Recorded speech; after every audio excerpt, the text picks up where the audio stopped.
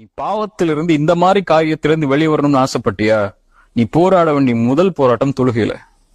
ஃபஜ்ருக்கு போராடு, லுஹருக்கு போராடு, அஸருக்கு போராடு, மக்ரிபுக்கு போராடு, இஷாவுக்கு போராடு. ஏன் போராடுன்னு சொல்ற? இன்ன ஸலாத்த தன்ஹா அனில் ஃபஹ்ஷாஇ வல் முன்கர். தொழுகை மானக்கேடான விஷயத்திலிருந்து உன்னை பாதுகாக்கும். உன்னுடைய கவனம் தொழுகையின் பக்கம் திரும்பினா அல்லாவின் பக்கம் அல்லாவின் கவனம் உன் பக்கம் திரும்பும். அல்லாவின் கவனம் உன் பக்கம் திரும்பினா பாவங்கள் இருந்து பாதுகாப்பை இறைவன் கொடுப்பான். நீ பாவம் செய்யவே முடியாது, அந்த பாதுகாத்துருவான். யூசுப் அலைஹிஸ்ஸலாம் அந்த ஒரு பெண் தன்னை தவறான இச்சைக்கு அழைக்கும் போது அவங்க என்ன சொன்னாங்கன்னா, யா அல்லாஹ் நீ பாதுகாக்கலன்னா நான் அந்த பெண்ணிட்ட போயிருப்பேன், என்னால இது நடக்கலையா அல்லாஹ், நீ பாதுகாத்தன்னாங்க.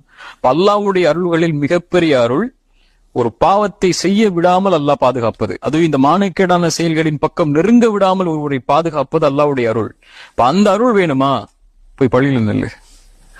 இன்ன ஸலாத்த தன்ஹா அனில் ஃபஹ்ஷாஇ வல் முன்கர். இரண்டாவது அஸ்ஸஹ்பத்து ஸாலிஹா, நல்ல நட்பை ஆக்கிக் கொள்ளுதல். அல் மர்உ அலா தீனி ஹலீலிஹி ஃபல்யன்துர் அஹதுக்கும் மை யுஹாலில். ரசூலுல்லாஹ் சொன்னாங்க ஸல்லல்லாஹு அலைஹி வஸல்லம், ஒரு மனிதன் தன் நண்பன் எப்படியோ படித்தான், அதனால் நீங்கள் பார்த்து கொள்ளுங்கள் யாரோடு பழகிறீங்கன்னு சொல்லி. இந்த மாதிரி செயல்பாடுகள் உள்ளவரோடு நீங்க பழகுனீங்கன்னா அவர்கிட்ட இருந்து அவங்கள்ட்ட வரும். அது ஒண்ணு, அவர்கிட்ட நீங்க பழகுனீங்கன்னா ஒண்ணு அதை பாவமா அதை செய்வீங்க.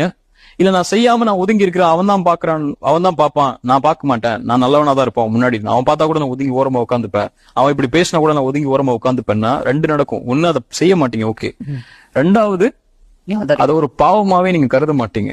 அதை பாவமா கருதலன்னா தனிமைன்னு வரும்போது இயற்கையா உங்களுக்கு அந்த எண்ணம் மனதுக்குள்ள தோன்றிக்கிட்டே இருக்கும். ரொம்ப அது நேச்சரா இன்னைக்கு எல்லாம் நார்மலைஸ் ஆயிட்டு இருக்கு இல்லையா?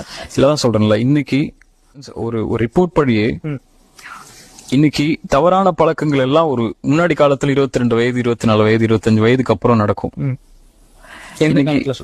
நான் சொல்றது ஒரு 90-80s சொல்றேன்.